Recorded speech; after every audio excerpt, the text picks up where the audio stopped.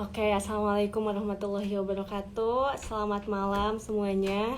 Salam sejahtera untuk kita semua. Salam sehat. Semoga di tengah-tengah pandemi seperti ini atau kita lagi ppkm ppkm, semoga kita selalu dalam keadaan sehat walafiat, imun dan iman kita selalu tetap terjaga ya teman-teman.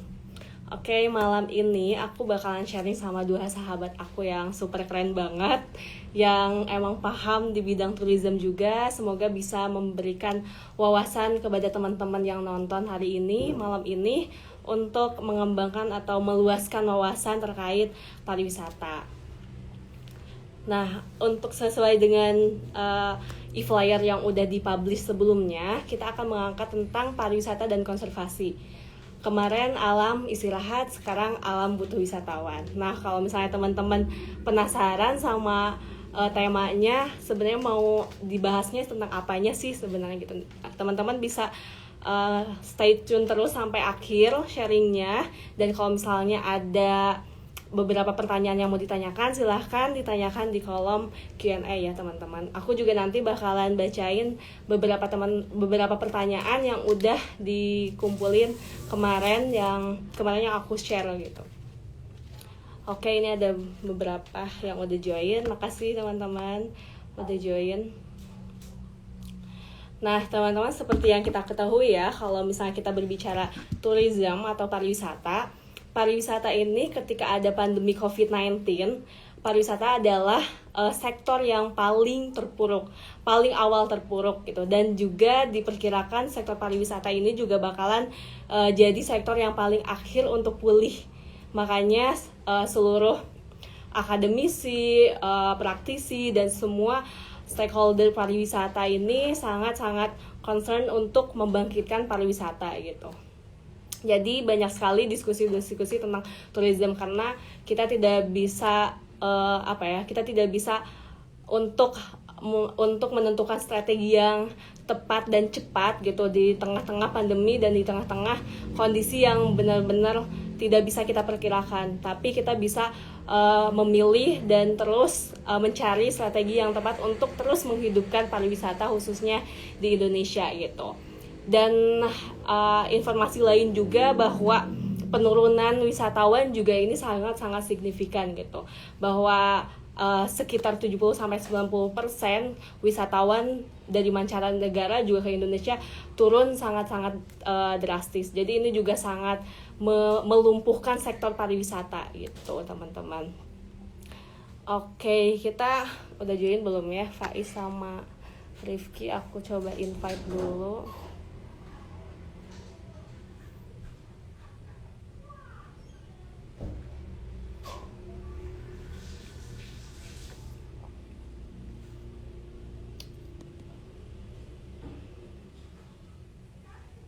Oke.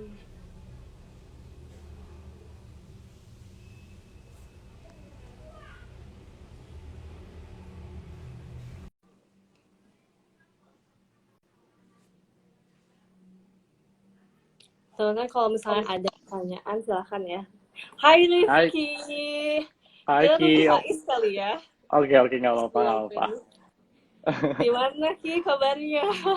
Alhamdulillah baik Ki. Ya ampun, udah lama kita nggak ketemu. Iya bener, ketemunya virtual mulu, mulu ya kita. Cuma liat di Instastory aja kayaknya ya Ki ya. Iya bener. Aku coba Faiz ya. Iya,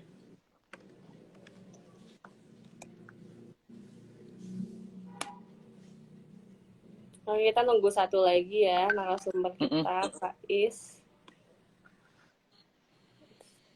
Wah udah banyak juga kayaknya ini yang join. Kok jadi deg-degan ya Ki ya? Kayaknya expert banget gitu loh Ki. Kita apa ya? Aduh. Satu aja. Iya benar. Oke. Karena sebenarnya ruang-ruang diskusi itu banyak banget ya, Ki, kalau misalnya Mm-mm. kita lihat gitu, apalagi tentang pariwisata. Aku tuh suka ngelihat kayak live Instagram, webinar dan sebagainya selalu tentang tourism karena benar-benar harus menentukan strategi yang tepat lah buat menghidupkan kembali pariwisata gitu. Iya betul. Kayak Faiz sudah join.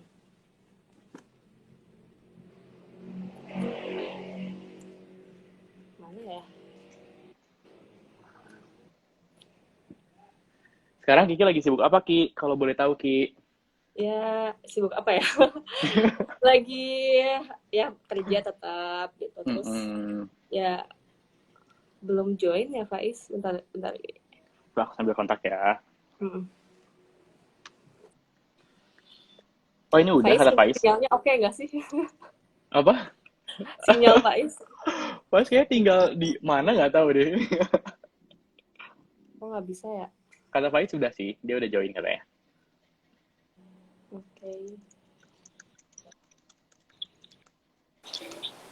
Nah, Nah, oke Faiz. Halo. hey, Apa kabar? Yes, kayaknya Gue gelap banget.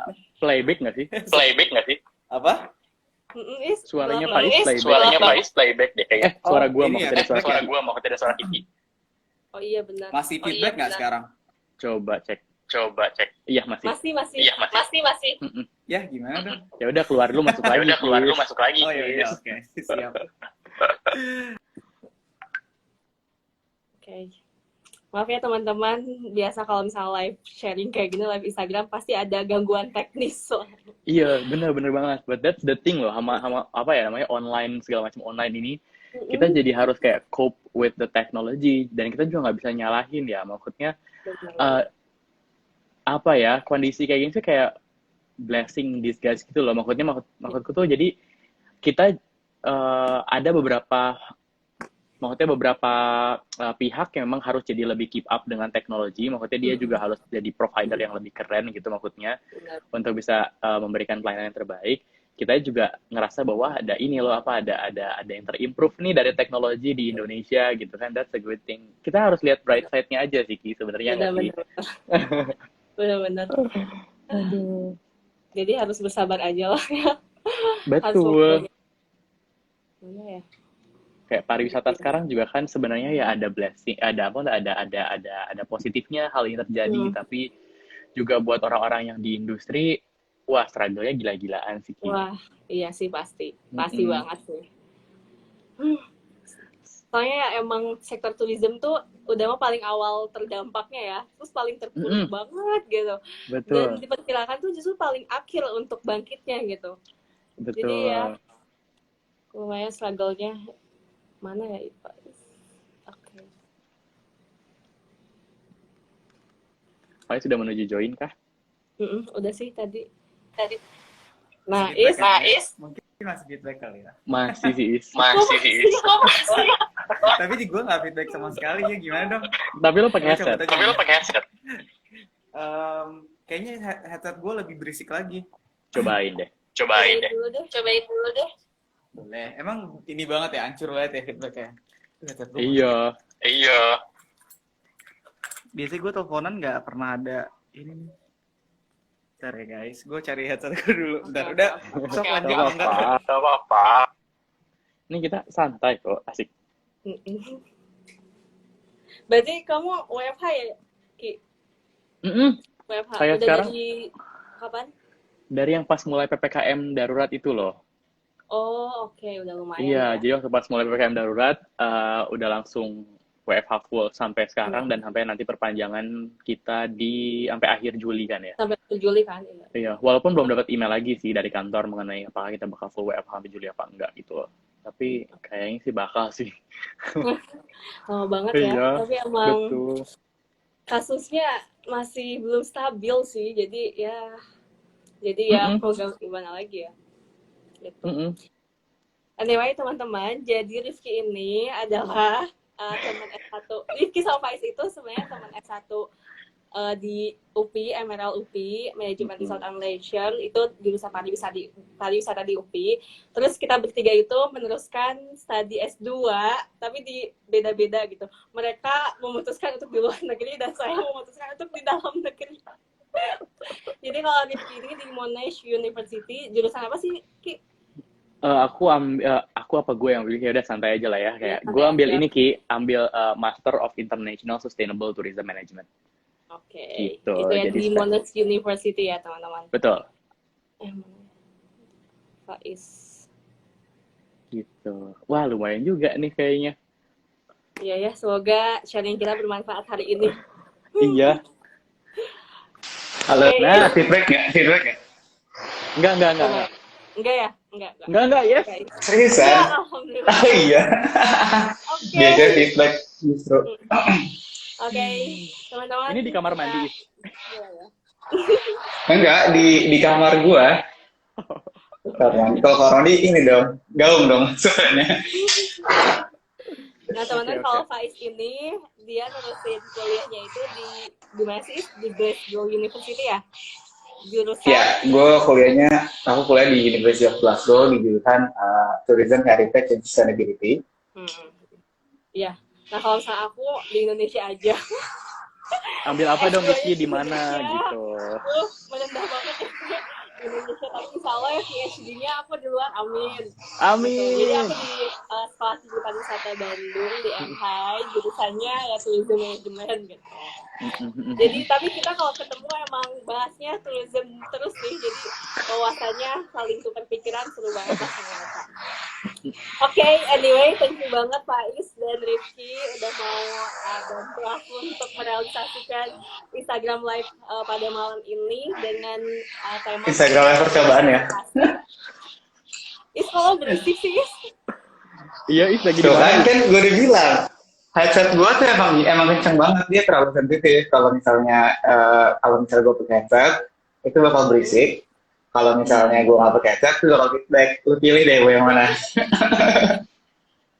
Ya udah. Apa kita video call di WhatsApp aja? Di WhatsApp lancar sih. Bentar, gue matiin aja ya ininya. Coba dilepas headsetnya. Kalau dilepas, waktu Coba aja. Maksudnya dicopot, dimatiin. Oh, ya udah coba. Bentar ya. Kita coba-coba aja, nggak apa-apa. Coba-coba aja, nggak apa-apa. Oh, feedback tapi. Iya sih. Ya udah deh, aku assalamualaikum aja gimana? Obrolan. Nyalain. Gak apa nyalain Is, tapi Nggak apa dipegang nyalain aja. ini, tapi dipegang aja, dipegang. aja ya. Hmm. Oh, gue tahu. Ini bisa di mute nggak sih? Jadi kalau gue ngomong, gue bisa mute. Tapi kayak dia nggak ada tombol mute-nya ya? Ada, bisa. Ini contoh. Ada, Bisa. Ini contoh. Di mana ya pencetnya? Ada di bagian atas, di atas pilihan-pilihan itu. Sebelah sini tuh ada gambar mikrofon, di tap. Nah, Duh, gila beda handphone nih kayaknya. Tinggal bilang aja, "Hai, guys." Gitu. Nggak apa, Is, nggak apa. Nggak ada. oke. Ya udahlah, ya udah. Tapi Pasrah. nggak terlalu. Nggak ada, maaf ya teman-teman semua. Nggak apa lah. Nggak ada headset Nggak apa. kabel, Is. Nggak ada headset kamu. Nggak ada di koper gue. Gue lagi nomaden soalnya jadi kayak biasa anak anak nomaden. Kresek-kresek tuh, kresek-kresek coy. Ya, sorry ya ampun. Ini dari Faiz ya, sorry. Tapi it's okay lah. Ya udah gue cabut aja gimana, nggak apa nih, daripada nggak nyaman gue cabut aja nggak apa. Emang Jangan. ini ada Atau- ya, Faiz? Harusnya bisa sih. Ya udah kalian ngobrol dulu aja. I'm gonna try to restart my phone. Nanti gue coba joinin lagi. Coba tahu kalau di restart bisa. Karena biasanya oke, let's bentar. Oke, Ki, kita ngobrol aja kalau gitu. Ki. Oke, Kita ngobrol aja kalau gitu. Anaknya agak ribet ya. Masih feedback nggak kalau sekarang? Coba. Coba deh. Enggak. Enggak sih. Oh, ada sedikit feedback. Enggak sih. Oh, ada sedikit Enggak. feedback. Ada deh. Ya udah nggak apa, oke kok tuh kata Cikal Li. Oke kok tuh. Berarti Ya kalian udah, aja ya. lebay. Mungkin Ya penonton udahlah. nggak dengar. Lu aja pada semua. Udah terima aja deh. Ya ampun, tapi kayak Ya udah gue cabut dulu. Gue restart handphone. Habis itu balik lagi ya. Iya. Gue restart handphone dulu aja ya. Oke, bye.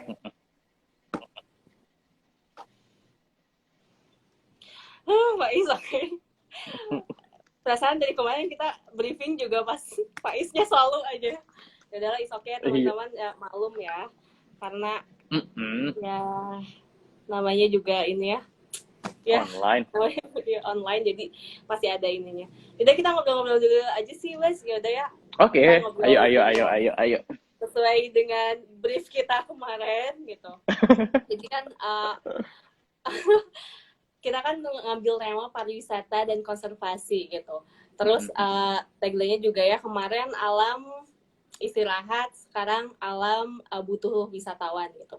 Nah kalau misalnya menurut kamu nih, kan kita udah ngadepin ya pandemi itu dari 2020 gitu, dari Maret awal sampai Juli 2021 gitu, benar-benar bergejolak banget kan si kasus COVID tuh gitu, sampai tourism juga benar-benar yang kayak dia kadang menerima wisatawan, kadang harus ditutup, benar-benar ditutup banget gitu, apalagi pas awal-awal gitu. Nah, menurut kamu si kondisi pandemi dari awal sampai sekarang itu kayak gimana sih, bisa di-sharingkan nggak? Oke, sebelumnya gue mau ngucapin thank you nih buat Kiki nih, maksudnya biar kita bisa sharing-sharing juga ya, dan buat teman-teman di sini yang mungkin punya informasi lebih banyak gitu, maksudnya kita bisa sharing di sini gitu, maksudnya the information that I got, it doesn't mean like 100% true gitu loh, it's just based on what I've heard, what I've read, gitu-gitulah. Jadi nggak apa, add aja misalnya di komen apa segala macam, tambahin gitu. Jadi kalau misalnya aku lihat ya Ki, maksudnya berdasarkan apa ya, kita lihat kan berdasarkan yang kelihatan dulu deh, jangan kita berbicara masalah data dan lain sebagainya gitu ya. Pertama jelas kita lihat yang paling jelas kelihatan itu adalah hotel. Iya. Kelihatan nggak sih sama Kiki kan, maksudnya berapa banyak sih sebenarnya karyawan-karyawan hotel. Aku yakin di sini banyak banget teman-teman yang kerja di hotel dan kena lay off, atau misalnya dipaksa akhirnya harus unpaid leave gitu kan. Jadi mereka nggak dibayar gitu, dan juga kondisinya juga mereka nggak dipecat gitu kan. Nah ada yang kayak gitu, dan itu banyak gitu. Aku nggak punya data untuk kayak berapa banyak persentasenya mengenai itu, tapi secara kita kuliah di pariwisata ya Ki, teman-teman kita banyak juga yang kuliah di perhotelan. Masih is. Masih is. But anyway nggak apa-apa. Oke. Jadi udah coba mendingan tanya penonton dulu deh, maksudnya mereka feedback atau enggak, at least kalau misalnya mereka nggak feedback, kita bisa go on aja sih, kalian ya udah tahan aja. Teman-teman kalau saya mendengar feedback, kabarin ya. Feedback nggak sih suaranya? Di aku sih iya. Iya di aku juga, tapi nggak tahu di penonton. Ya penonton, pemirsa anjir. Masih kata Yuda. Oh emang feedback masih ya. tuh. Jadi kalau gitu gimana dong? Gimana Pakai headset aja is, better pakai headset. Oke. Tapi jangan banyak gerak karena bunyi kursuk-kursuk. Kena angin. Oke. Kena angin. Anyway, kita bahas lagi tadi. Oke. Jadi kan tadi nyambung ke kita lihat teman-teman kita yang hotelan gitu ya. Kerja di hotelan ya. Itu banyak banget kan, kita ngelihat bahwa mereka harus cari kerjaan lagi, atau mereka nggak dibayar apa lain sebagainya gitu kan. Nah yang kedua kita lihat juga dari segi destinasi gitu, dengan restriction ya Ki yang kita hadapi sekarang ya. Maksudnya di awal ingat banget dulu kalau misalnya mau traveling itu pertama kita dulu masih pakai rapid biasa, atau nggak Ki, yang pakai darah gitu doang kalau nggak salah ya, rapid biasa gitulah. Itu masih kayak gitu. Jadi tadi pertama kita kalau saya ada lockdown dulu, kemudian kita ada pakai rapid masih bisa traveling, kemudian makin ketat itu waktu pas lebaran tahun lalu apa tahun baru tuh makin ketat kalau nggak salah ya. Please correct me if I'm wrong. Nah, semenjak pengetatan ini makin parah gitu loh dampaknya gitu loh. Nah, ini tuh kelihatan ya Kia, dari misalnya, ini aku sempat cari tadi beberapa kayak datanya sih. Di compare sama bulan Desember 2020 ke Januari 2021, penurunan kunjungan wisata itu ada di 13,9%. Itu kayak nambah dari yang sebelumnya Ki. Iya. Gitu, itu penambahan ya. Kalau kita lihat angkanya kan kecil kan, cuma 13,9 gitu. Tapi itu merupakan penambahan dari jangka waktu 1 bulan gitu loh. Sebesar itu. Dimana harusnya di akhir tahun itu jumlah kunjungan wisatawan tuh naik. Iya kan? Dan situ istilah kasarnya kayak panennya destinasi wisata, panennya hotel-hotel. Betul banget. Nah kayak gitu. Dan sebenarnya sempat ada yang memprediksi, aku pernah baca kayak satu news gitu memprediksi di bulan Maret bahwa pariwisata di tahun 2021 itu bakal lebih baik gitu Ki. Tapi kalau menurut aku ya Ki, maksudnya memang kita lihat di 2021 sekarang udah beberapa negara yang memang udah open border ya. Contohnya misalnya Turki deh, salah satu yang paling jelas gitu, maksudnya buat mungkin teman-teman kita kalau misalnya kalian lihat di Instastory-nya gitu, maksudnya ada yang traveling ke Turki apa segala macam, terus mereka pakai visa on arrival as long as mereka udah vaksin, tahu aku kayak gitu. Nah, mungkin kalau misalnya kita lihat Turki, mungkin dia naik, mungkin saja gitu loh. Tapi kalau misalnya kita lihat data globalnya ya, data global ya, kita ngomongin data global ya. Kalau misalnya dibandingin 2020 itu penurunan 73%. Tapi di 2021 per Januari itu di 87%. Itu tourism arrival-nya. Berarti kan di kondisi ini tetap turun gitu loh, Ki. Nah, kita lihat deh kondisinya gitu, maksudnya kayak gini. Karena apalagi kondisinya di Purwakarta, di Indonesia ya, Ki. Di Indonesia, setahu aku ya, mungkin teman-teman juga punya informasi lain yang lebih. Pendapatan terbesar pariwisata itu kita dapat dari Bali. Iya, dari Bali. Iya, betul. Dan itu kalau nggak salah sampai 60-70% pendapatan pariwisata kita dapat dari Bali. Iya. Dan sekarang kita lihat Bali kondisinya gimana, se-struggle apa mereka sekarang kan? Nah, jadi udah jelas gitu loh. Dan 2021 dengan sekarang PPKM darurat ini menurut aku lagi di titik yang parah-parahnya sih gitu. Mungkin Faiz punya perspektif lain dari kondisi ini sih, gitu sih. Bener sih. Bener banget sih, apalagi Bali itu kalau misalnya bisa dibilang jantungnya Indonesia ya, di tourism, dibilang tourism. Jadi Bali benar-benar yang lagi struggle banget terhadap pariwisata karena sekitar 80% ya kalau nggak salah pendapatannya itu emang dari tourism gitu. Jadi ketika emang sekarang dibatasi ya pasti terpuruk banget gitu. Oke, Is bisa ngedengerin kita? Dengar berisik ya. Okay. Berisikan yang sekarang atau yang tadi? Nggak apa-apa, Is. Nggak apa-apa sih, tapi masih bisa ini sih. Oke, Is, kalau misalnya ini kita angkat temanya pariwisata dan konservasi ya. Tentang pariwisata dan konservasi. Mungkin dari teman-teman, apa sih sebenarnya hubungannya? Kenapa sih pariwisata dan konservasi gitu? Bisa dijelasin nggak sih, Is? Bentar gue masuk dulu ke dalam deh. Kayaknya berisik di luar. Apa berisikan sekarang? Berisikan di sini atau di luar? Sorry. Gak apa-apa, Is. Udah kok oke. Maaf ya Ki, ngerusak acara Kiki. Jadi sebenarnya kaitannya antara pariwisata sama konservasi itu tinggi banget ya. Jadi lebih kayak sebenarnya pada dasarnya kan kalau pariwisata itu ada yang lingkungan ya kan, ada nature base ya kan, yang memang dia base adalah lingkungan. Jadi dia manfaatin sumber daya alam gitu. Terus ada juga pariwisata yang manfaatin sumber daya budaya dan sejarah gitu kan, that's also resource kan, kayak sumber daya juga kan gitu. Nah, jadi tanpa sadar bahwasannya kalau misalnya kita datang ke satu tempat pariwisata kan, si sumber daya alamnya ini kan sebenarnya sesuatu yang dieksploitasi kan sama tourism itu sendiri kan gitu. Tapi at the same time, kepuasan wisatawan sendiri itu sangat-sangat bergantung pada kualitas si sumber daya alam, ya nggak sih? Jadi sebenarnya penggunaan sumber daya alam untuk pariwisata itu akan menimbulkan satu lingkaran, bukan lingkaran setan, ini justru lingkaran lingkaran yang baik gitu ya ibaratnya. Jadi ketika pariwisata dilakukan dengan benar gitu ya, itu akan menjaga kualitas dari lingkungan, dan kualitas lingkungan yang baik itu akan memastikan aktivitas pariwisata yang baik juga gitu. Jadi itu akan menjadikan sebuah kesinambungan kan kayak gitu.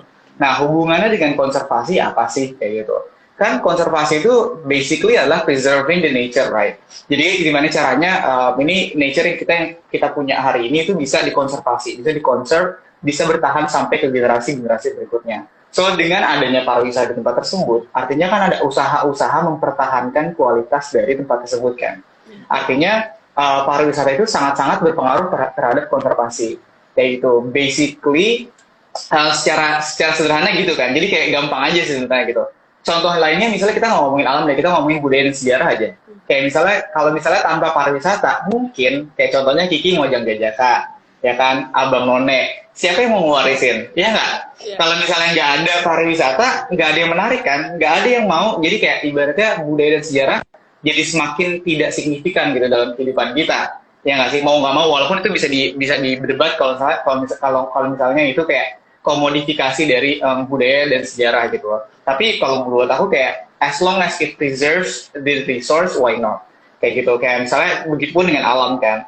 Kayak gitu, banyak juga justru alam-alam yang ditinggalin dan nggak tersentuh, bukan berarti dia jadi kayak terjamin tidak terganggu oleh kehidupan manusia. bisa aja kan tiba-tiba apa ya bahasa Indonesia, deforestasi itu penebangan hutan. Siapa tahu tiba-tiba terjadi penebangan hutan diganti jadi hutan sawit, ya kan, who knows, right? Tapi kan kalau pariwisata justru, inget nggak sih kata Pak Darsi? Kalau misalnya ini jadi ini intermezzo ya. Ini adalah kata-kata Pak Darsi semester 1 yang gue inget banget.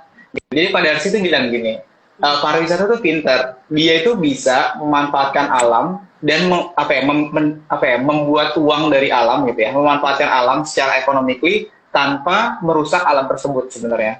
So kata dia gini, misalnya kayak ada satu batu gede gitu ya, kalau misalnya buat industri lain itu batu dihancurin dijadiin sesuatu, ya nggak sih? Tapi kalau anak pariwisata tinggal bilang aja, ini batu ada ceritanya coy, ini batu ada legendanya, diamin batunya di situ, orang-orang pada datang. So that's actually smart, right? Dan kita jadi mau melestarikan batu tersebut gitu loh. Jadi kayak pariwisata is actually a very interesting industry sih menurut gue. Jadi kayak wow gitu, nggak kepikiran ya gitu. Kayak wow, licik juga Anda gitu.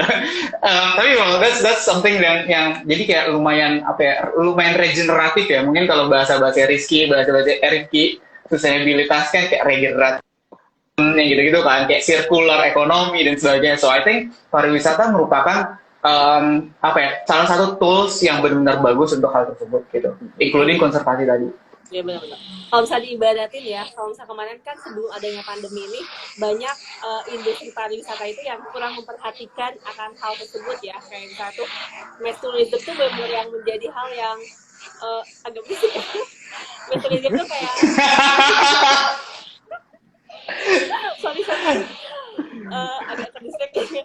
Jadi mass tourism itu menjadi salah satu hal yang emang benar yang booming banget di tourism, tapi rasanya konservasi itu ibarat obatnya gitu.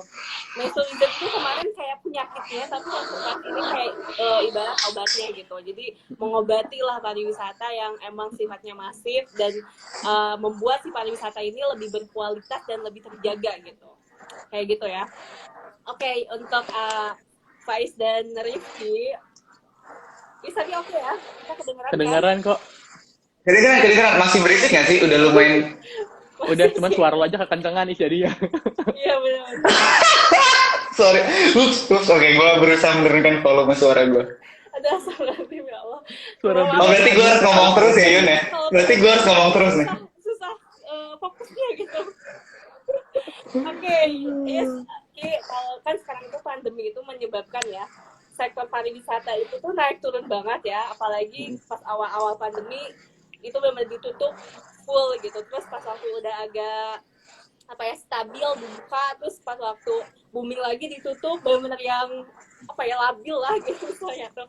Terus sekarang juga kan pas PPKM darurat semuanya itu ditutup kan, apalagi kawasan alam gitu, kawasan wisata alam juga ditutup. Nah gimana sih menurut kalian gitu, apakah ketika awal pandemi itu memang alam itu beristirahat, alam itu recovery, alam itu benar-benar yang istilahnya itu ya beristirahat lah gitu, dan sekarang justru alam itu emang butuh wisatawan gitu. Gimana sih menurut kalian gitu? Mungkin dari siapa dulu nih? Rifki atau Faiz dulu?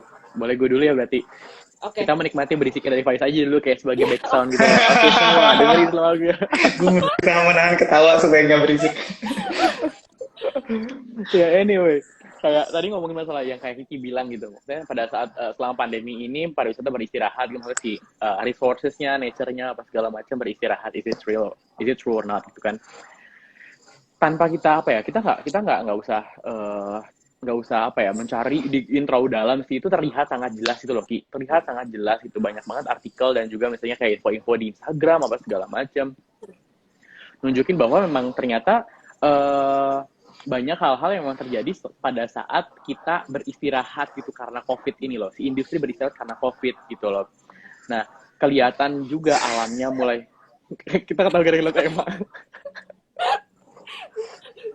Oke. Ada backsound-nya ya, live kita lumayan lah. Oke. Betul Ki. Maksudnya kayak beristirahat, jelas sangat beristirahat itu maksudnya. Ada beberapa kayak fakta-fakta melihat kayak beberapa binatang yang nggak pernah terlihat di mana akhirnya terlihat. Kemudian juga kayak kita bisa tahu juga kalau nggak salah ya kayak tingkat emisi dari industri aviation itu turun 22% selama COVID kalau nggak salah, Faiz mungkin yang lebih tahu masalah karbon kayak gini-gini ya. Ya kalau tahu aku 22%, itu terlihat kan, berarti apa ya, alam ini juga kayak semacam ada momen dia recover sih gitu. Tapi ada beberapa hal lain di mana menurut aku terlalu lama hal ini terjadi, itu juga berdampak gitu loh. Si alam ini juga sebenarnya butuh turis gitu sebenarnya. Dan bukan cuman alam doang sih sebenarnya, dia community-nya juga butuh turis gitu. Aku sempat baca satu artikel gitu loh dari DW. Dia ngomongin masa kayak satu daerah, aku lupa daerahnya di mana, mungkin Faiz juga aku pernah share kalau nggak salah kan kalian. Nah, satu daerah ini jadi di mana lokasi tersebut itu biasanya penuh sama turis kan. Nah, ada binatang ini, di mana binatang ini tuh emang tinggal di situ gitu maksudnya. Nah, semenjak turis itu nggak ada, ternyata ada penurunan jumlah kasarnya kayak populasi si binatang ini. Kenapa ini terjadi kan maksudnya? Karena ternyata di daerah tersebut semenjak ada turis apa segala macam, itu ada kayak semacam predatornya lah gitu loh. Predator dari burung ini. Jadi pada saat mereka berkembang biak, itu si anak-anaknya itu dimakanin sama predatornya, karena predator juga tidak merasa takut dengan adanya turis, ngerti nggak sih? Iya. Jadi prosesnya adalah mereka bisa breeding, tapi pada saat mereka breeding itu hilang karena dimakan sama predator, sedangkan predator itu bisa takut sama turis gitu. Nah, itu adalah kita salah satu, mungkin sekarang alam itu butuh kita juga gitu for some reasons gitu loh maksudnya gitu. Dan aku yakin juga misalnya kayak di sudut pandang alam apa segala macam juga mungkin kita juga butuh, mungkin Faiz juga punya perspektif lain. Silakan Is. Gimana Is? Kalau dari gue sendiri, apakah alam kemarin beristirahat atau enggak? Definitely yes, mereka beristirahat. Karena kan kayak, ini gue ngomongin dari climate crisis aja kali ya, lebih climate change. Karena that's something that I'm working on at the moment gitu, di Carbon Eco Trip, guys. Kita follow.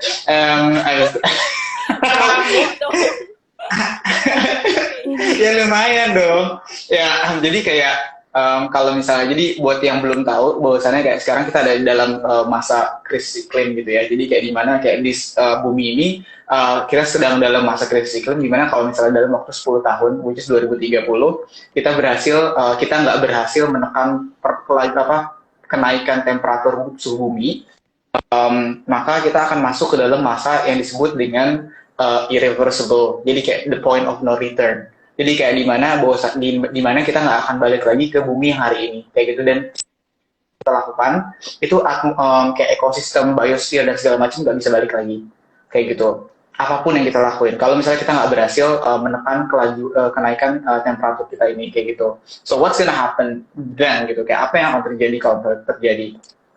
Yang akan terjadi kayak flood, banjir, kayak Jakarta Utara tuh bakal tenggelam, dan it's actually a real thing gitu loh, dan beneran gitu. Dan sekarang tuh udah banyak banget namanya climate refugee, orang-orang yang udah nggak bisa tinggal di rumahnya karena rumahnya garis pantainya udah hilang, udah kena air, udah lautnya udah makin maju dan sebagainya kayak gitu kan. So bahkan salah satunya adalah yang tadi Ki, bisa sampai 200 spesies hilang setiap harinya. Nggak setiap hari, tapi bisa sampai 200 spesies hilang setiap harinya. So that's actually a big deal. Kayak gitu, once it's gone, it's gone. Kita nggak akan bisa mengembalikan si spesies ini kembali hidup kan di dunia ini kan. So dampaknya gede banget, apalagi kekeringan dan segala macam. So itu adalah climate crisis, itu hal yang sedang kita hadapi saat ini gitu loh. Apa hubungannya sama pariwisata? Jadi climate crisis itu kan disebabkan oleh karbon emisi yang banyak banget kan di atmosfer kita kan. Jadi atmosfer di karbon emisinya itu menekan, jadi kayak dia memerangkap panas matahari itu terlalu tinggi gitu loh si karbon emisinya ini kayak gitu, sehingga bumi jadi terlalu panas kayak gitu. Nah, si karbon emisinya datangnya dari mana? Ini pertanyaannya kan. So karbon emisi ini kan dari aktivitas manusia kan sebenarnya, dan percaya atau enggak, dari 100% global emission yang ada di dunia ini, industri pariwisata single-handedly, cuma industri pariwisata nih satu. Ada banyak banget industri kan di dunia ini. Satu industri ini bertanggung jawab terhadap 8% dari global emissions. Jadi kayak itu gede banget untuk satu industri doang ya, untuk satu industri. Dan 40%-nya datang dari penerbangan. Karena penerbangan itu semakin murah kan sekarang. So ini kayak dilema sih emang. Teknologi semakin tinggi, kayak kita sekarang jadi bisa lebih murah dan segala macam, but at the same time itu kayak menurunkan kualitas lingkungan kan, karena kayak ya orang jadi lebih gampang untuk terbang, akses ke destinasi lebih gampang dan sebagainya. Tapi tanpa kita tidak sadari, bahwasannya kayak justru ini yang membuat apa ya, karbon emisi itu menjadi tinggi banget gitu loh. Karena das kayak benar-benar orang gampang banget terbang ya Ki ya.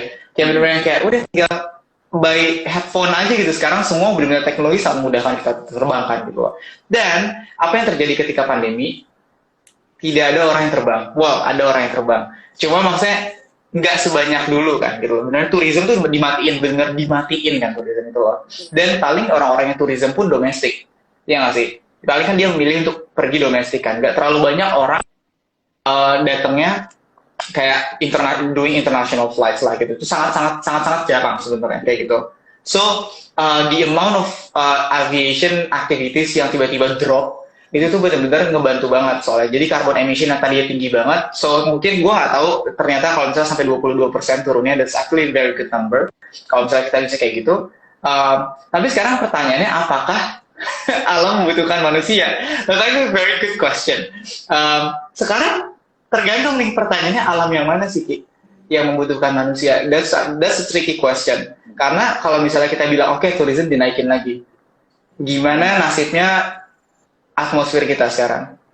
Bukannya berarti kita nggak boleh traveling ya, cuma lebih ke kayak this is the question, this is the problem, and how can we solve this gitu kan? So the answer is basically just to travel better. Gimana caranya kita rethink the way we travel, lebih ke sana kan kayak gitu. So it's actually very important. Jangan sampai kita udah membuat kemajuan karena pandemi ini yang tadi kayak ada good thing that comes from the pandemic, bahwasannya kayak carbon emissions kita turun jauh gitu sekarang, orang nggak keluar, nggak traveling dan sebagainya, so that's good.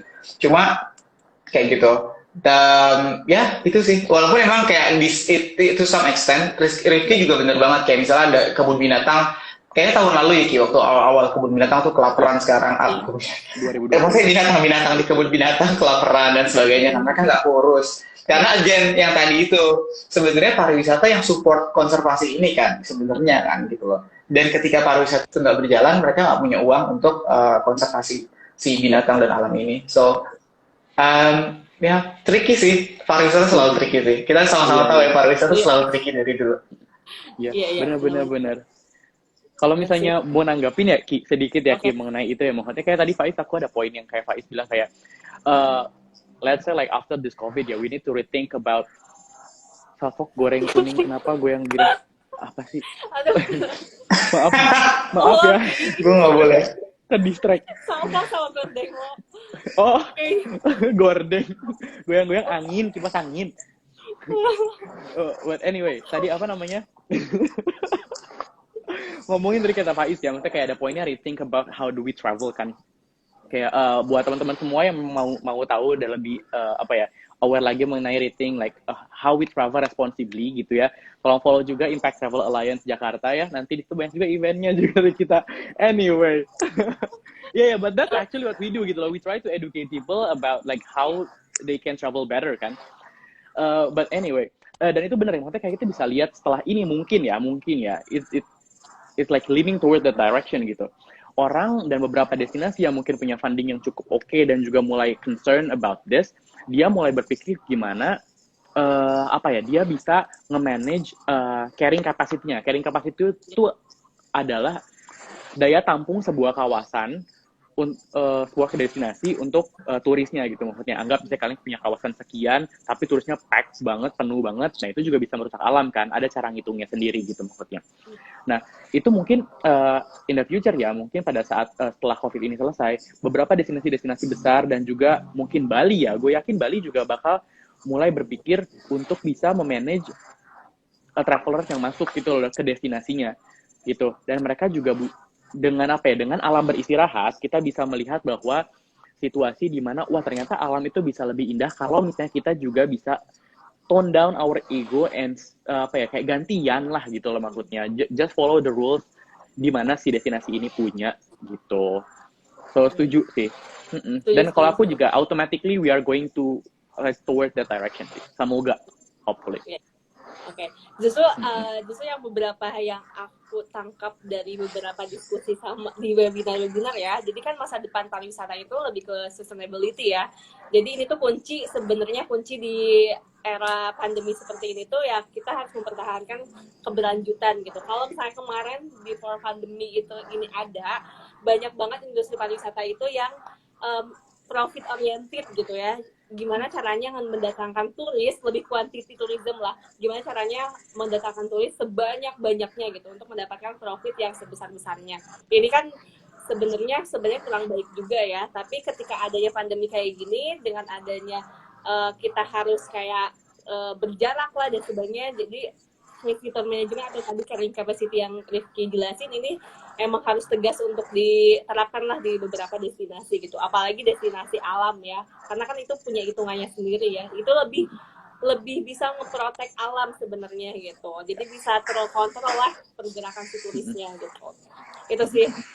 Terus ya oke, Rifki, Faiz, anyway nih kalau misalnya tadi kita cerita atau sharing tentang alam butuh wisatawan dan alam kemarin recovery dan memang udah cukup waktunya, mungkin udah cukup ya untuk recovery lah si alam ini, dan sekarang emang sangat butuh wisatawan untuk masuk gitu, untuk berkunjung kembali khususnya ke kawasan wisata alam gitu. Nah, kira-kira strategi yang tepat gitu menurut kalian untuk tetap si kawasan wisata ini tuh tetap tetap protek gitu ya si kenapa sih lu pada tetap terjaga berasa pegawai pemerintah ya, kita ditanyain strateginya gimana gitu. Menurut kalian gimana aja gitu, kira-kira apa ya yang di benak kalian sebagai orang-orang yang emang fokus atau person di tourism gitu, gimana ya caranya biar alam itu tetap terjaga tapi juga kegiatan wisata juga tetap berjalan gitu. Kira-kira apa sih yang harus dipertimbangkan, harus diperhatikan gitu biar tepatlah strateginya gitu. Apalagi di tengah pandemi ini. Wow. Ini pertanyaannya susah sih ya sebenarnya. Ya nggak sih? Kayak ini butuh riset yang cukup panjang untuk sampai akhirnya membuat sebuah strategi anjir. Cuman langkah mudahnya adalah kalian follow Impact Travel Alliance. Berasa Sandiaga Uno nih kita ditanya gitu. Oh iya, mungkin ada yang tangan kanannya Pak Sandi gitu, barangkali Pak Sandi bilang, "Pak, capek nggak mau digantiin, Bu?" Barangkali. But anyway, the next ya. Kita bakalan kayak komentar craft ya. Ini material. Widih. Kalian satu lah ya. Waduh, boleh. Nah, tadi ngomongin apa? Strategi setelah COVID ini ya. Gimana caranya kita bisa keep si alam yang udah terrecovered ini lah, biar kita bisa start lagi dengan alam yang memang udah lebih indah gitu. Menurut aku sih ya, maksudnya, kita put aside the government side ya, maksudnya kita nggak bisa kontrol itulah ya, maksudnya terlalu panjang dan lebar dan ini mungkin, tapi mereka tuh sangat powerful. Jadi kalau mereka mengeluarkan regulasi yang memang mendukung hal itu, that's a good idea gitu. But anyway, menurut aku pertama dari sudut pandang kita dulu deh sebagai traveler ya, pertama kita harus tereducate sih, kita harus tahu sebenarnya, harus tahu dengan beberapa info data, kemudian juga behavior kita yang memang berakibat fatal terhadap alam, berakibat fatal dengan kebudayaan yang ada di situ gitu kan, dan bagaimana juga pada saat kita traveling kita bisa memberikan benefit atau misalnya kayak bisa benefit the local community by buying stuff from them gitu loh, karena it's going to be like a long analysis to do that gitu loh, karena kalian kalau pada saat kalian traveling, contoh misalnya aku traveling nih gitu ya, pada aku traveling, misalnya aku makan di satu tempat, kemudian aku berpikir bahwa apakah uang ini 100% akan jatuh ke community atau enggak gitu, contohnya gitu ya sih, itu panjang analisnya, karena nanti ada economic leakage di situ, mereka dapat provider makan dari mana, apa segala macam, apakah benar-benar 100% dapat dari profitnya langsung ke community apa enggak gitu kan. Nah, cuman coba educate diri kita sama hal-hal seperti itu gitu. Pertama, apakah opsi transport kita ya, opsi transportasi kita yang kita pilih gitu, maksudnya apakah contohnya airlines yang kita pilih ini berkontribusi terhadap konservasi alam juga. Karena sekarang di saat kita beli tiket ada pilihan tuh, kita mau donate untuk konservasi alam gitu loh. So aku ada pilihannya ya, please mungkin nanti teman-teman juga bisa kasih tahu aku. Nah, kalau misalnya kita mau contribute, please contribute gitu loh maksudnya. Tapi cari tahu dulu, contoh misalnya kayak airlines A, apakah benar nih duitnya jatuh ke situ apa enggak gitu. Tapi please analisis dulu. Tapi informasinya pasti ada. Mereka pasti menyebutkan organisasinya atau langkah mereka untuk menyalurkan dana ini kemana gitu. Kemudian selain itu dari tempat tinggal, akomodasi gitu loh maksudnya. Terus kita juga pilih akomodasinya. Kalau misalnya bisa tinggal di guest house, di mana itu nanti profitnya buat community ya kenapa enggak gitu loh, maksudnya ke situ aja gitu loh. Terus yang ketiga, pada saat kita di destinasi wisata alam atau di destinasi jangan ketawa. Iya. Silahkan lanjut. Iya, maksudnya pada saat kita di destinasi wisata alam atau misalnya pokoknya destinasi wisata lah, kita juga berpikir gitu loh maksudnya mengenai behavior kita di situlah gitu maksudnya.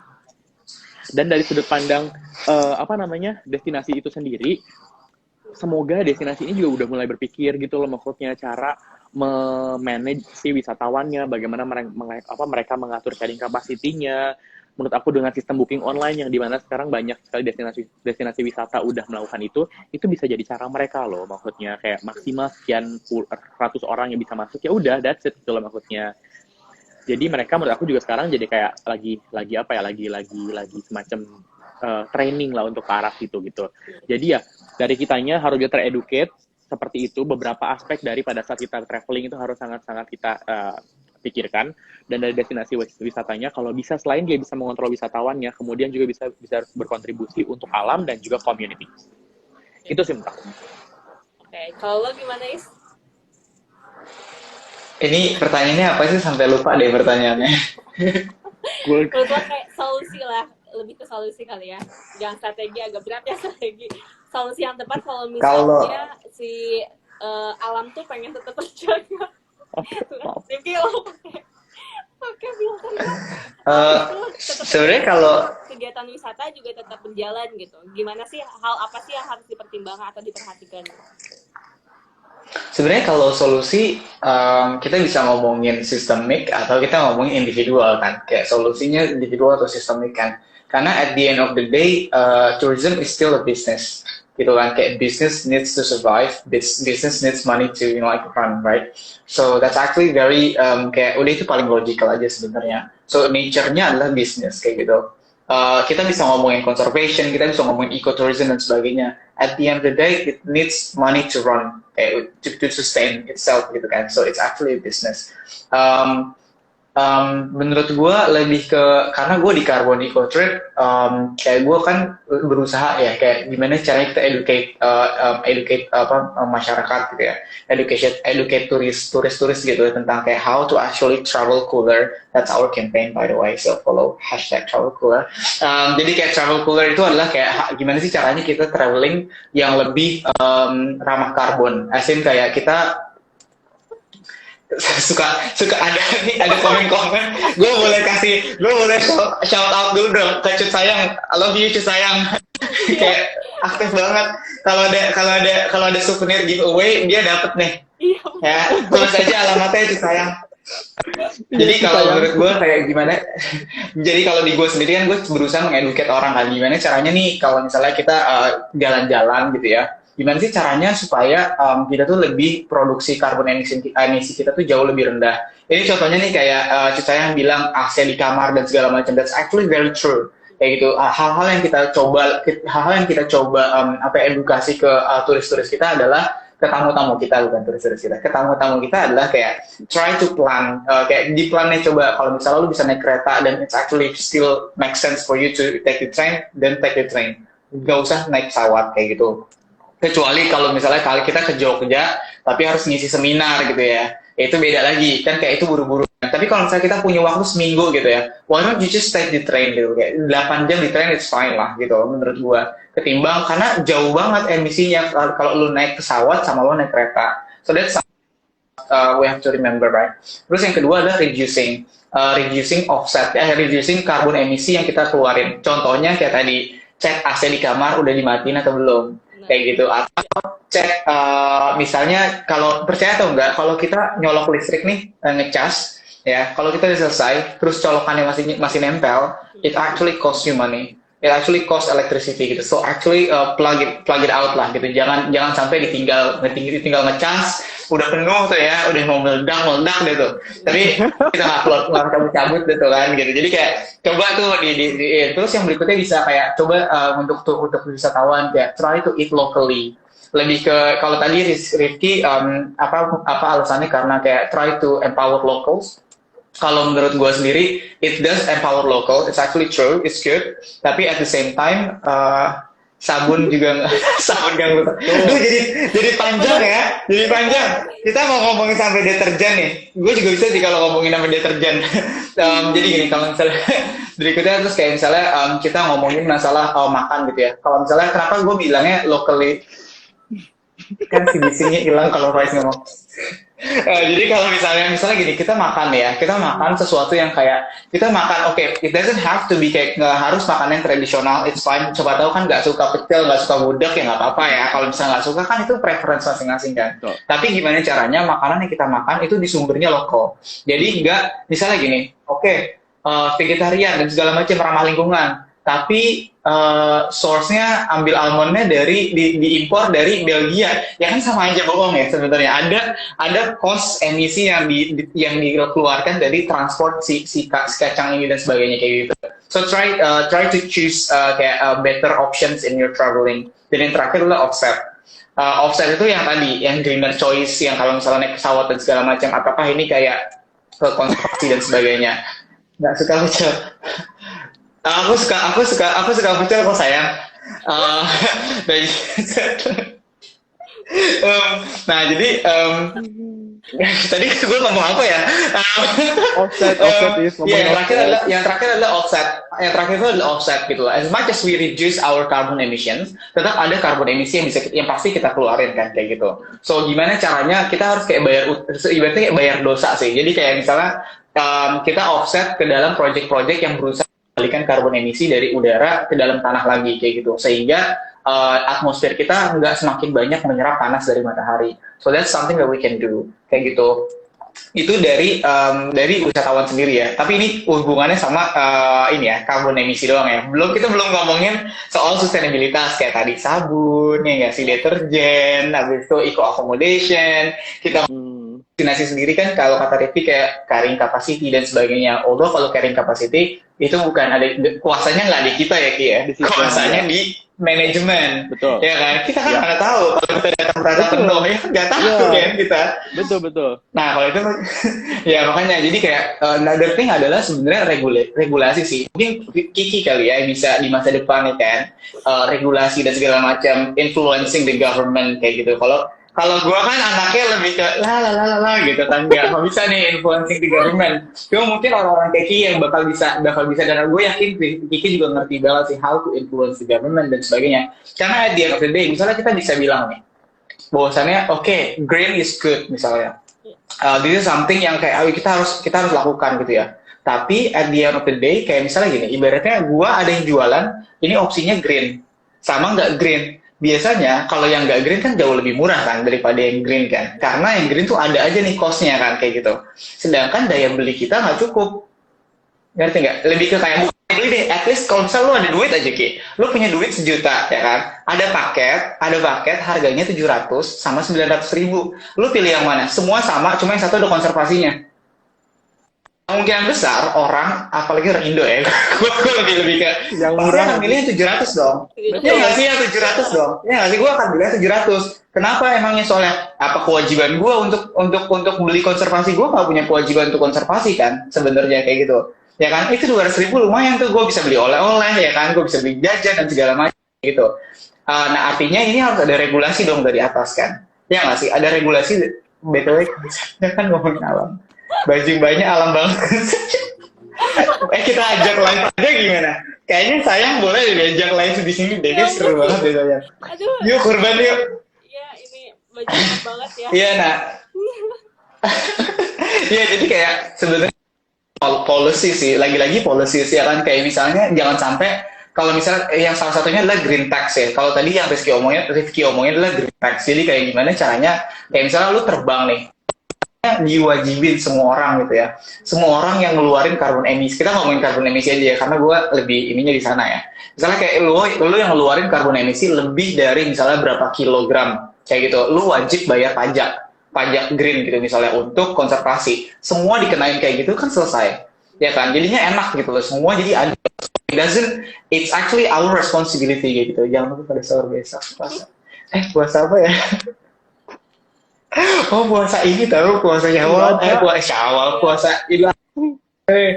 Ya udah itu sih kalau dari gue itu sih, dari kita ada dan dari government juga ada. Gua nggak akan terlalu ngomong banyak soal manajemen destinasi dan sebagainya karena at the end of the day dia cuma follow the market, right? Ya nggak sih? Pasti akan follow the market. Mereka nggak bisa rugi karena mereka harus survive, ya kan? Ada orang-orang yang harus dimakan juga gitu di dalam bisnis kan. So that means di atas sama di bawah market, kita nentuin demand dan yang di atas pun nentuin peraturan gitu. So it's both ways ya. Walaupun sebenarnya it's a lot of work. Dari segi business owners juga ada sih mereka yang trying to create their own market ya. Maksudnya banyak juga beberapa destinasi yang memang sengaja dia buat marketnya dia sendiri dan they follow the rules and they have been in the business or in the industry successful gitu maksudnya. That's actually true. Tapi kalau misalnya kita ngomongin itu kalau misalnya itu benar banget, banyak banget businesses yang udah kayak green lah ibaratnya ya. We can say they green gitu ya. Cuma gue pribadi, kalau pendapat gue pribadi lagi, kalau misalnya lu ngomongin ngomongin binatang atau misalnya lu ngomongin gunung lu kayak gitu dan sebagainya, it's still okay. Itu masih konteksnya masih okay. Tapi kalau gue lebih ke carbon emissions ya. Gue lebih mikirin soal climate crisis dan sebagainya. Climate crisis is a sport game. Kita nggak bisa menang sendiri karena kita hidup di dunia yang sama. So if we fail together.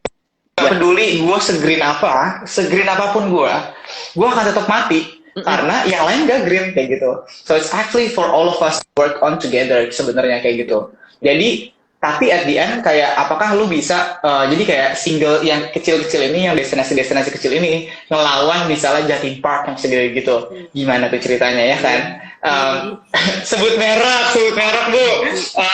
Maaf ya guys. Misalnya bukan selebgram gitu. Ngelawan destinasi gede banget kan gitu loh. Jadi kayak yang hopefully movement yang kecil ini it's actually a good start. It's still a good start, right? Kayak gitu. Jadi kayak yang menurut gua penting adalah driving the demand sehingga kita educating the people bahwasannya ini adalah sesuatu yang harus kita ingin bareng-bareng gitu loh. Tapi kita juga sadar bahwasannya it's still a business, so it has to be fair kayak gitu. Jadi government harus bisa kayak kasih regulasi bahwasannya so this is you can have to tax green dan segala macam. Tapi mungkin sebagian orang nggak setuju sama green dan sebagainya. Gue salah satu orang yang setuju sama green tax karena menurut gue kayak itu udah responsibility kita, bahkan itu udah di luar CSR. Jadi kayak it's not about CSR anymore. Kalau CSR itu kan kayak tanggung jawab, gue punya surplus lebih nih, gue kasih lu duit gitu kan. Kalau ini enggak, this is all about our responsibility kayak gitu. Jadi kayak lu bertanggung jawab, lu ngeluarin sampah ini, so you have to repay. Jadi pacar yang mana itu? Boleh nggak sih, ini penasaran nggak sih sama Steve sayang? Coba ini tuh sayang, nanti sama Faiz langsung di follow, ditembak. Ya sama Faiz terbaik. Iya bener sih, bener banget. Anyway, Oke, tapi sebenarnya bener sih kalau misalnya kita ya mau ngambil solusi yang emang simple lah.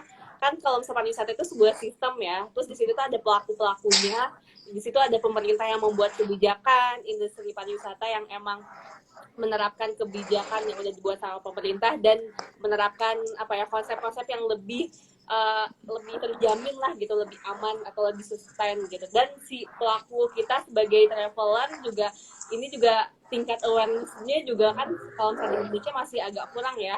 Tapi aku pernah baca tuh jurnal ya, ada beberapa wisatawan yang emang lebih concern gitu kalau misalnya dia mau ke suatu destinasi, dia itu lebih memperhatikan, lebih cerdas lah untuk memikirkan segala sesuatunya gitu. Apalagi dalam hal kecil aja, dalam memilih atau membeli air mineral dalam kemasan mereka itu pasti melihat dulu juga gitu. Ini tuh akan lebih cerdas lah, ini bakalan ngefek gak ya ke lingkungan gitu, bakalan ngerusak lingkungan gak ya dan sebagainya. Akhirnya mereka punya keputusan-keputusan yang lebih cerdas gitu untuk menjaga si lingkungan itu gitu. Jadi ya kalau misalnya kita sebagai traveler mungkin kita yang harus menerapkan terlebih dahulu lah gitu. Ya, Gitu. betul. Oke. Gue sama Ricky kerjanya untuk traveler, Kiki kerjanya ke pemerintah ya Ki. Jadi kita bagi tugas ya Ki. Iya. Oke, makanya dukung. Kalau gue lagi educating travelers aja. Kalian staff khususnya lah. Oke. Depan itu udah ada ini ya, pertanyaan yang masuk. Jadi aku bakal bacain beberapa pertanyaan. Keren banget. Kak mau nanya boleh nggak tuh, ada yang nanya tuh? Mana siapa yang nanya? Boleh. Rizky Silakan Purnama. kalau ada yang mau nanya. Iya, kalau ada yang mau nanya ke kolom komentar aja ya. Aku bacain yang kemarin udah dikolektifin ya. Banyak ya. Bagaimana cara kita sebagai wisatawan menjaga alam yang kita kunjungi? Mungkin ini udah terjawab ya. Udah. Bagaimana caranya kita tetap aman dalam berwisata ke alam? Hal apa yang harus dipertimbangkan? Mungkin amannya kan karena era COVID, jadi kayak gimana nih? Rifki. Gue juga mau. Gak apa-apa, ini kita Gimana sih caranya? jawab biar seru. Tuh Faiz ditanyain katanya, Kak Faiz masih available nggak? Kata Cut sayang katanya gitu. Ya maaf ya udah Single enggak. and ready to mingle. Enggak, udah enggak. Ya, udah enggak tuh.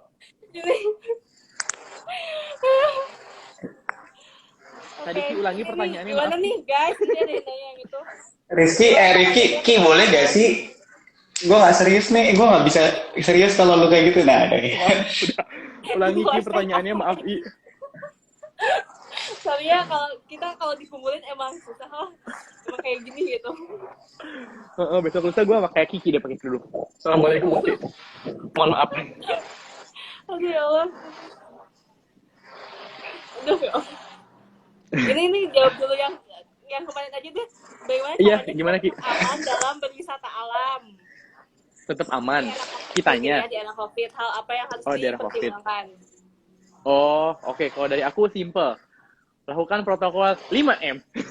Asik. Apa aja, Rif? Aduh, disuruh ngapain panjang Ki? Mencuci tangan, memakai masker, menghindari kerumunan. Terus Jaga apa lagi ya? Menjaga jarak sama yang terakhir? Apa sih, membatasi mobilitas? Iya itu teman-teman. Jadi kalau jalan-jalan ke wisata alam sih masih oke-oke aja. Tapi menurut aku kita harus follow protokol kemana-mana bawa. Iya, Cut sayang, alam tuh posesif karena vetiveranya juga dulu posesif satu darah gitu loh. Mereka adik kakak. Anyway, iya jadi kalian siapa ya? nggak tahu nanti.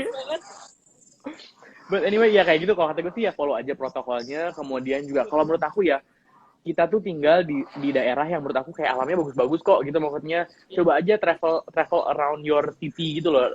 Daerahnya misalnya ke Cicalengka juga banyak gitu loh, daerah yang bagus-bagus gitu. Bekasi nggak tahu ya. Ada nggak sih? Ada kan? Aduh, Bekasi lagi nggak? Bekasi banyak kok yang bagus kok. Ya banyak. Iya. Pokoknya situ aja dulu. Jadi kita pertama mengurangi karbon emisi dari yang besar-besarnya dulu. Terus juga kalau misalnya di kota sendiri, at least gitu kan di saat penuh kita mau balik laginya gampang. Iya, benar. Gitu. Sebenarnya Dan kan murah sekarang juga. kalau misalnya era COVID kayak gini kan yang akan dikonsen tuh sama pemerintah adalah pergerakan wisatawan lokal ya.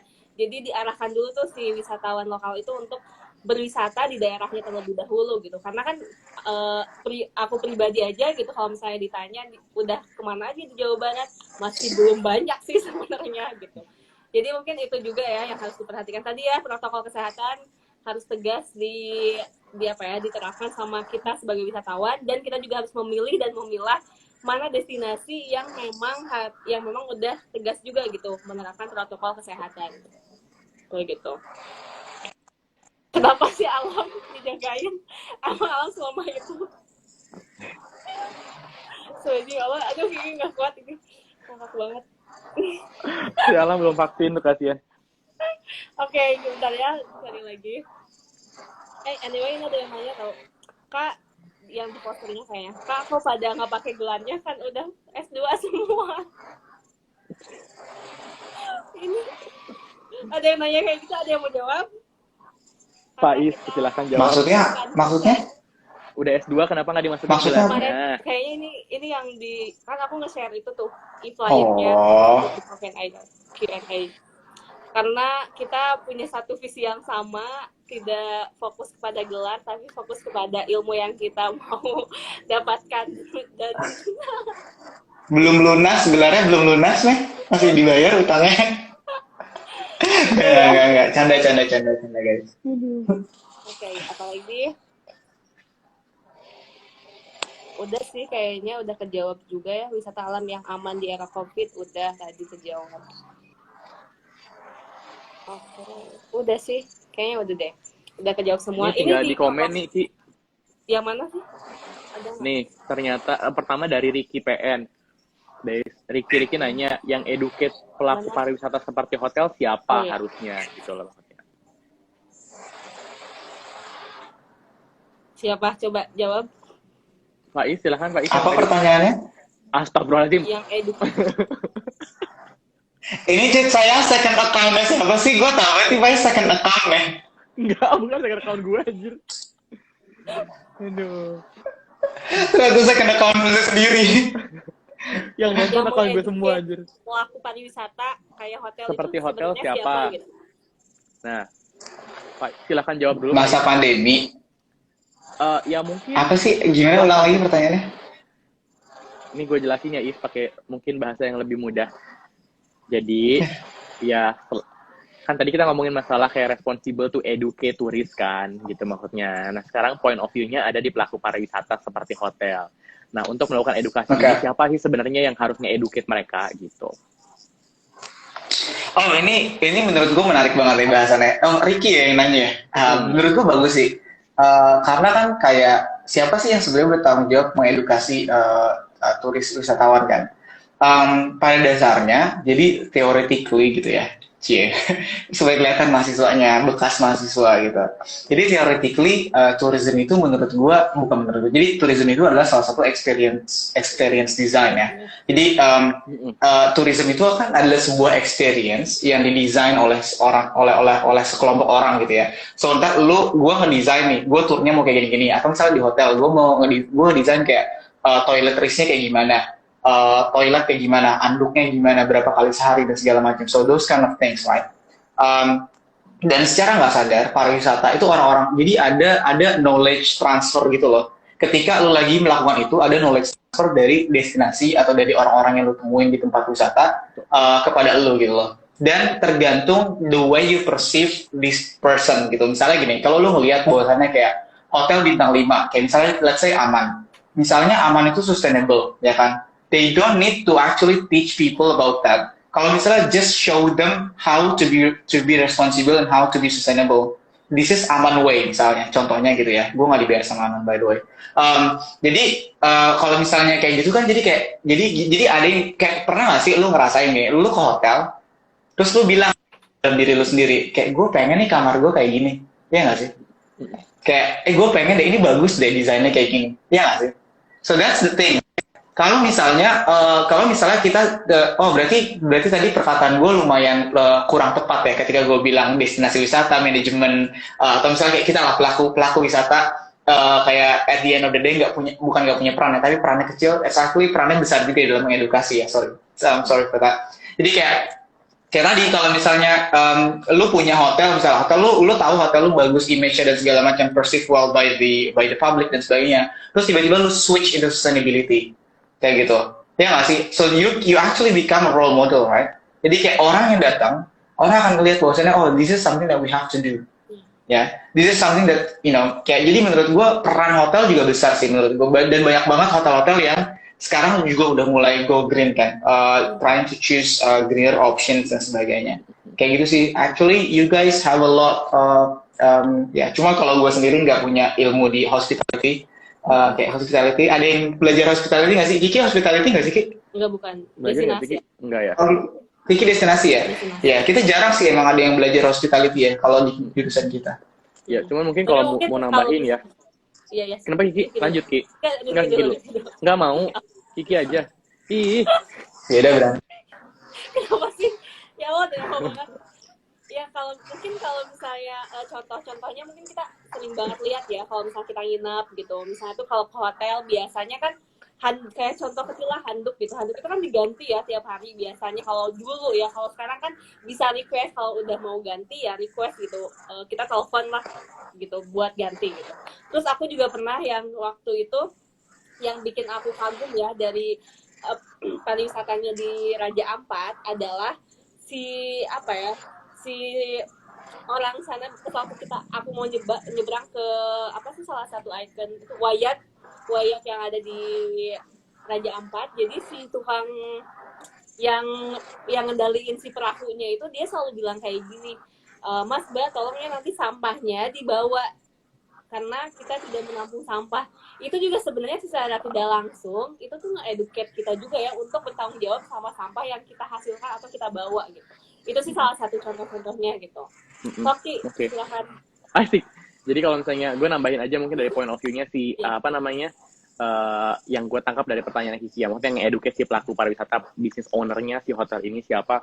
Kalau simpelnya sih karena hotel ini di bawah sebuah organisasi atau organisasi kan ya. Mereka tuh kayak ada payung besar Perhimpunan Hotel Indonesia. Itu menurut aku kayak mereka salah satu mungkin ada banyak yang lain. Salah satu pihak yang memang wajib juga untuk mengeducate para pelaku bisnis usaha hotel ini gitu untuk ke leaning to sustainability business practice sih menurut aku gitu sih. Gitu. Oke. Iya. Kan udah punya ini ya kayak lembaganya PHRI. Betul, itu ya. PHRI ya. Bisa ya. Harusnya ya kalau mereka punya program. Kalau nggak ganti lah sama Faiz. Apa gimana? Nggak usah. Ini Rifki katanya bertanya, pariwisata di sekitar wilayah kalau di Bekasi, Arum Jeram di Kalimalang bisa. Bekasi itu kalau kota asetnya bukan alam. Kalau kabupaten bisa ke alam. Kalau di kota enggak guys. Kalau di kota bisa cek routetrails.com. Kita punya 2 jalur kota Bekasi. Kita punya jalur di Bekasi. Tapi lebih ke historik. Jadi kayak dulu kan Bekasi itu pernah dibombardir kan Ki. Jadi ada namanya Bekasi Lautan Api kan, nggak cuma Bandung. Bandung kan ada Bandung Lautan Api kan. So Bekasi sebenarnya juga punya namanya Bekasi Lautan Api. So if you visit Route Trails, kita punya jalurnya itu yang bisa. Ini gue promo tapi ya gue nggak ada revenue dari sana, so it's fine. Jadi kayak udah lu jalan-jalan, cuma kayak ada nih wisata yang bisa lu lakuin sendiri ya tanpa tour operator dan sebagainya, lu bisa ngelakuin ini sendiri. So actually useful ya. Jadi kalau misalnya lu mau wisata di Bekasi lu bisa, tapi sayangnya emang nggak ada alam. Cuma kalau di kabupaten itu ada. Tapi karena gue bukan anak kabupaten, jadi gue kurang tahu. Sombong dia. Sombong banget. Oh enggak ada bedanya kota sama kabupaten. Gue bilang gue nggak punya pemahaman dan ilmu tentang kabupaten. Berarti wisata alam tuh lebih di kabupaten ya banyaknya. Kalau kota biasanya wisata apa yang paling unggul di Kota Bekasi? Kalau kota sebenarnya yang diunggulkan oleh Kota Bekasi itu adalah shopping tourism. Okay. Tapi again shopping kan nggak memungkinkan kan saat ini karena pandemi kayak gitu kan. Ya udah. Okay. Tapi pariwisata memang bukan sektor utamanya Bekasi anyway. Jadi kayak that's alright. Tidak apa-apa. Oke. Ada lagi nggak sih ini? Ini dari Rizky Purnama katanya Ki. Gini Kak, mengapa dan bagaimana alam semesta bisa ada Kak? Salah room ya. Itu kayak kelas teologi gitu bukan kesini, maaf nih guys. Siapa namanya? Aduh, itu kehendak Allah Subhanahu Wa Taala. Mikirnya kayak mohon maaf, kayak nanti aja dulu ya, panjang bisa satu live sendiri. Oke, ada lagi nggak sih? Nanti gue kasih linknya aja di YouTube kalau ada. Bekasi, Rizky langsung auto bilang bukan gue. Kenapa? Oh. Kayaknya udah deh. Apa sih apa lagi? Udah. Kalau Depok Arum Jeram di Kalimalang. Nggak, itu kata Cu Sayang di Depok ada nggak? Gue tanya sama ini ya, Ayah Ojak ya, bapaknya Ayu Ting Ting. Barangkali dia tahu. Ya ampun, seru banget live Instagram malam kali ini. Ih, kita ada foto sesinya sih. Kita dikumpulin bertiga emang susah sih seriusnya, pasti ada bercandanya. Salah harus apa? Nggak apa-apa Rizky, nggak apa-apa. Nggak apa-apa, is okay. Nggak apa. Oke, palingan. Apa sih? Udah ya, udah telat. tadi udah dijawab apa sih pertanyaan-pertanyaan dari teman-teman. Makasih banyak yang udah bertanya, makasih banyak yang udah stay tune sampai dari awal sampai akhir.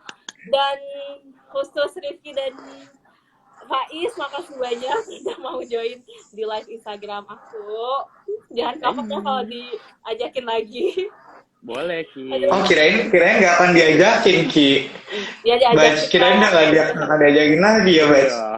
Kan gue bisa tarik kayak gini. Sayang, kayaknya Faiz. Kok gue nggak bisa sih, itu yang mana? Apa, Ki? Pengennya kata Cut sayang, pengennya Faiz yang sering live. Oke, Katanya live ngapain kayak gitu. Sayang siapa sih? Kok gue nggak ada filter kayak lu sih, Ki? Karena gue bukan iPhone kali ya? ya Allah. Teman-teman, ini kan kita kan belum ada foto session nih ya, teman-teman ya, Oh, iya, maksudnya ya. betul. Jadi kan kita juga haus akan publikasi ya. Kita kan mau kita mendompleng foto dulu ya. ketenaran gitu loh. Iya. Coba teman-teman, ayo yang mau nge-capture foto-foto muka kita, aku yang hitung ya, teman-teman ya. Siap ya semua di capture ya. Aku yang hitung. Oke, Aku yang hitung. 1, 2, 3. Kaku amat. Coba dipilih filternya yang paling bagus. Coba pakai filter sekali aja pakai filter. Ya ampun. Biar nanti mereka. Apa ya? Coba aku cari filter yang paling bagus. Gue gue nggak punya filternya Aldi Taher ya. Gue dulu punya filternya Aldi Taher, saya udah nggak ada. Ya, gue nge-lag nih. Nah, Faiz udah bagus. Faiz. Kiki nggak ada filter yang aneh-aneh guys. Filternya ya. Nah, ini gue kayak banget. Aku. Ayo teman-teman semua. Tahu Ini kita udah pakai filter. Oke. Tinggal Kiki. Oke. Kiki yang mana? Dihitung ya. Filter lo hilang, Oh, beneran ini tuh. Iya beneran. Bentar ya. Beneran. Ini penutupan teman-teman. Biar teman-teman tuh tahu. Oke. Semua ayo kita foto ya. 1, 2, 3. Terbaik. Semuanya terima kasih atas dukungannya. Silakan Kiki ditutup. Oke. Teman-teman makasih banyak ya. Sumpah ini live tergokil yang pernah Kiki lakuin selama hidup. Maaf ya teman-teman kalau kita agak-agak kurang serius karena kalau kita udah kumpul tapi kita ngebahas tentang pariwisata kok, tapi ya banyak bercandanya, jadi so sorry gitu ya teman-teman. Makasih banyak yang udah join, makasih banyak yang udah nanya, dan makasih banyak buat Faiz sama Rifki yang udah mau sharing sama aku di Instagram live aku. Ya palingan udah ya, kita cukupkan karena udah Bubar. Dah, udah malam. Sama kalian. Pokoknya makasih banyak. Ntar kita digerebek lagi. Yang kurang, dan pokoknya semoga kita tetap bisa sharing-sharing lagi nanti di next Instagram live. Oke, ya udah, terima kasih. Wassalamualaikum warahmatullahi wabarakatuh. Waalaikumsalam. Bye. Waalaikumsalam. Thank you. Bye.